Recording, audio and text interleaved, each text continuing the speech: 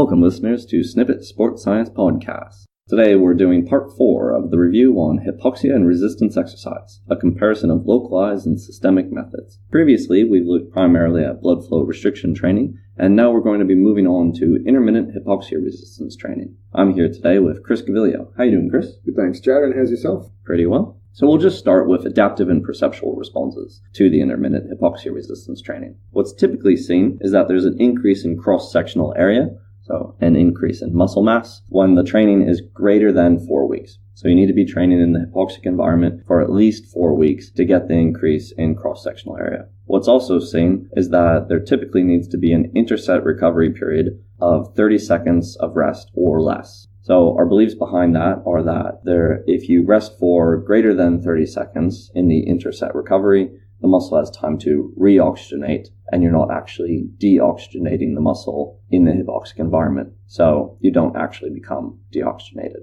For example, always nice to highlight some studies here. One with female netball athletes showed that using hypoxic training elicited greater increases in combined cross-sectional area of the knee extensors and the flexor muscles than obviously training in normoxia. So here they had a 6.1% increase in cross-sectional area versus 2.9. What's also really nice to highlight here is that another study by Friedman showed that 4 weeks of low intensity at 30% 1RM, so it was actually 10% more increase in 1RM of knee extension exercise, showed that it didn't induce significant gains in muscle or fiber cross-sectional area. Moving into increases in muscle strength, we see that the greatest response is actually muscular endurance, although there are also increases in strength, agility, and speed. And we sort of imagine the increases in agility are probably on the back of those increases in speed rather than making someone more agile per se. Exactly right. So increases in strength, such as 3 seconds of maximal velocity contraction and muscular endurance, 30 seconds of max velocity contractions and number of repetitions to failure at 20% of 1RM, have been shown to be improved following 5 weeks of training in a hypoxic group than a normoxic control group.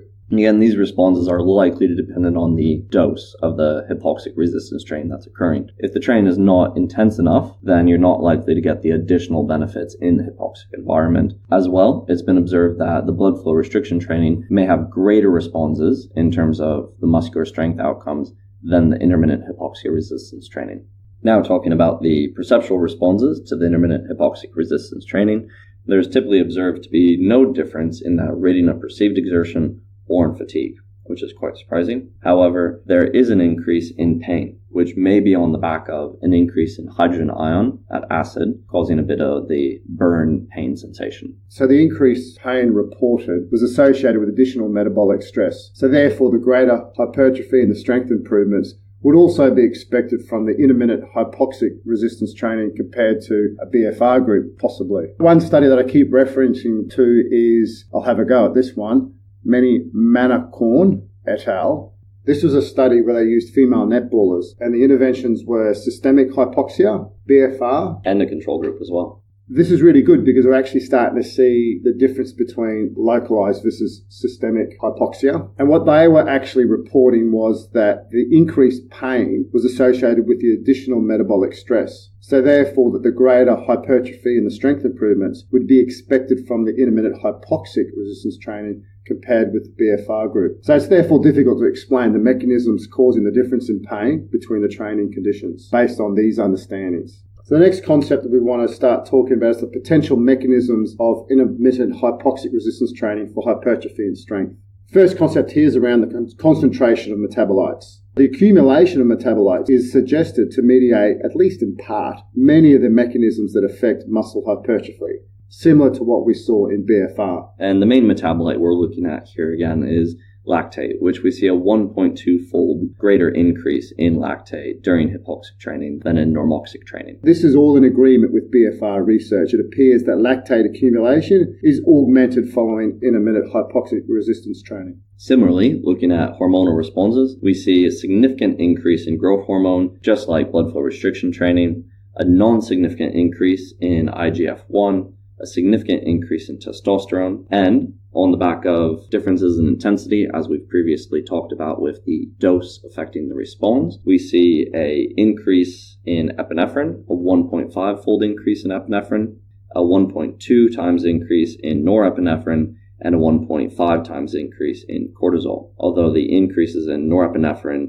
and cortisol are likely to be on the back of greater intensity. So those responses are only seen when there's sufficient intensity to elicit that response. So therefore, the catecholamine and the cortisol responses typically reflect the acute demands of exercise. And as Jared just said, then it depends upon the force of the muscle contractions. Once again, coming back to the type of the session, the intensity that the athlete is actually exposed to. Next, we'll look at intramuscular signaling pathways.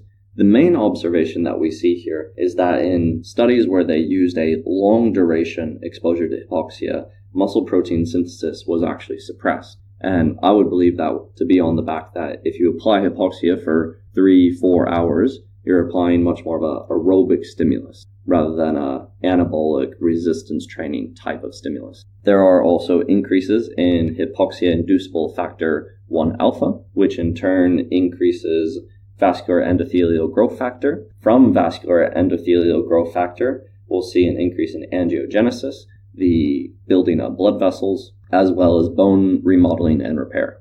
The review actually talks about a novel factor which might contribute to the intracellular signaling, whether hyperbaric or normobaric hypoxia is employed during exercise. So research indicates that hyperbaric hypoxia causes a decrease in plasma nitric oxide concentration, whereas normobaric hypoxia does not. Nitric oxide is a potent reactive species and has been proposed to mediate the activation of skeletal muscle satellite cells and subsequent hypertrophy. It's therefore possible that the type of hypoxia employed during intermittent hypoxic resistance training may influence the subsequent physiological response. But again, they come in with no research has been yet compared the responses to resistance training under both these different types of conditions at the one time. Finally, they look at the autophagy lysosomal pathway, which contributes largely to catabolic processes in atrophying muscle. While the signaling pathways by which autophagic processes occur in skeletal muscle are complex, it appears that mTOR complex 1 can promote both protein synthesis and autophagy.